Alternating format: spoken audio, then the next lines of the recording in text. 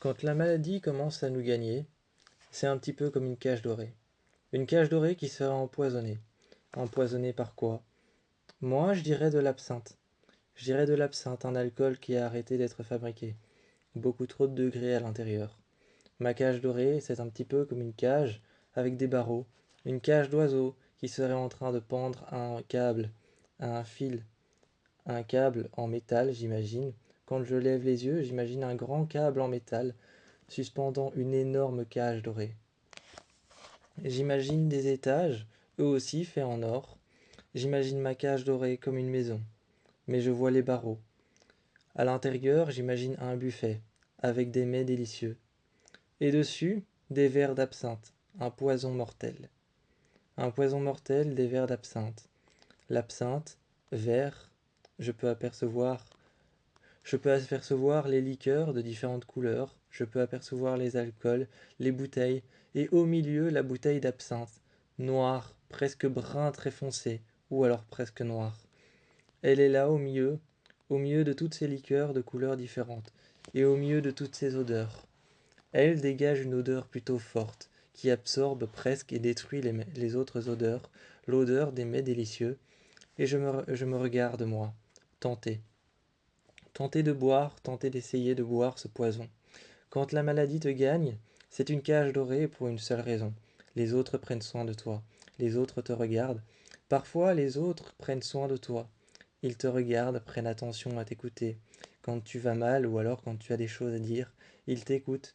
Ils sont là pour toi. Certaines personnes plus, certaines personnes moins que d'autres, ou certaines personnes s'en fichent complètement. Ça fait mal. Ça fait mal quand certaines personnes s'en fichent complètement. Elles te regardent. Moi, pour oublier ces personnes qui s'en fichaient complètement, je partais dehors avec ma hache en main. J'ouvrais la porte, je bousculais la porte et je la coinçais avec un parpaing. Ensuite, une fois dehors, je coupais du bois. Je coupais du bois, j'avais pour but de refaire le chalet avant qu'il ne soit trop tard. Le avant qu'il ne soit trop tard n'était pas pour le chalet, avant qu'il ne se désintègre, avant qu'il ne parte en poussière, qu'il ne soit rongé par les vers, par les termites ou alors par les asticots. Non, le avant qu'il ne soit trop tard, c'était pour la maladie, avant qu'elle ne me ronge de l'intérieur, avant qu'elle ne m'ait eu et qu'elle ne m'enferme. Qu'elle ne m'enferme. Quand je vous dis dans une boîte, quand je vous dis dans une boîte en bois, dans une grande boîte qui fait ma taille, avec dessus un couvercle, et quand je vous dis qu'il y a une petite photo de moi dessus et des inscriptions d'une date à une autre, je crois que vous avez compris le message. Avant que la maladie ne me donne ça, avant que la maladie ne me rende ça en cadeau, je continue à fabriquer. Chaque jour, je continue à couper du bois, à faire brûler du bois et à écouter les craquements des bûches, à écouter le feu brûler. Et dans le chalet, quand le feu brûle, je suis inquiet, je suis même voire un peu stressé. Je regarde partout autour de moi, je regarde le chalet qui est en bois lui-même, et j'observe le feu. Un peu inquiet, tu es à côté de moi. Tu es là, et tu me piques. Je ne sens plus que la seringue dans mon bras.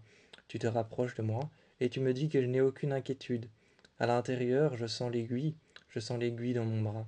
Je regarde le je regarde le sérum que tu injectes, je le sens froid, presque brûlé dans mes veines, et tu es là près de moi. Tu retires l'aiguille, et je la sens partir. Je la sens sortir de mon bras, quelque chose de froid, quelque chose qui tire la peau avec, et tire la chair avec. J'imagine ma veine trouée, libérer juste un petit peu de sang, une toute petite hémorragie, à l'intérieur de mon bras. Mais pas de marque. Alors je regarde mon bras. Je regarde mon bras et finalement, tu arrives.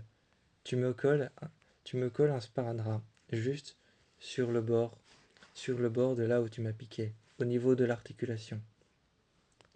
Je te regarde, ton regard dans le mien, ton regard dans le mien, tes yeux qui sont pétillants, dans lesquels je vois se refléter les flammes, tes yeux qui sont presque noirs, les miens qui sont bleus, qui ont du mal à regarder correctement les flammes, ça leur fait mal.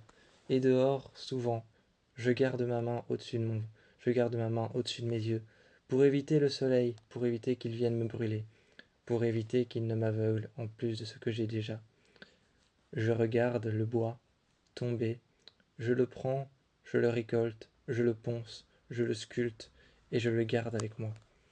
Tout ça pour pouvoir faire à l'intérieur des pièces en plus. Une pièce en plus que je fabrique moi-même.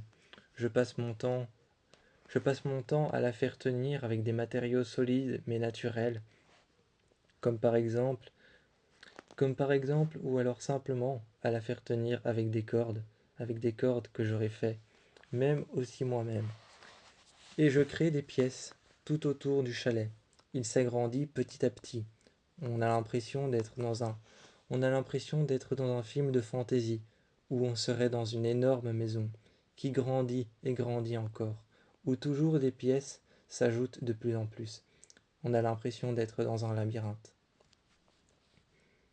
Évidemment, quand je parlais de l'impression d'être dans une maison qui grandit toujours de plus en plus, on a l'impression d'être dans la maison de la malédiction des Winchesters. Je regarde et je fais référence à ce film que je ne connais que trop bien. Une maison qui continue à s'agrandir et à s'agrandir. Ce n'est pas un film que je n'ai aimé particulièrement, mais le projet, le concept en lui-même. Une maison qui s'agrandit et au fil du temps devient un vrai labyrinthe. C'était un petit peu mon objectif à atteindre. Et alors je continue, je coupe du bois, et la maladie me vint. La maladie me vint, elle me donne des crampes, elle me donne mal à la tête, elle me donne des nausées, et parfois je vois flou ou je remarque des ombres. Je suis là, silencieux, et je continue, à genoux parfois, contre le mur.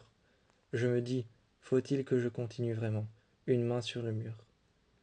Mais je me lève et je me dis, ne te laisse pas soumettre, ne te laisse pas abandonner. Et je continue, même si elle est là. Même si elle est là, et qu'elle essaye pertinemment de creuser tout au fond de moi, et qu'elle essaye pertinemment de m'avoir.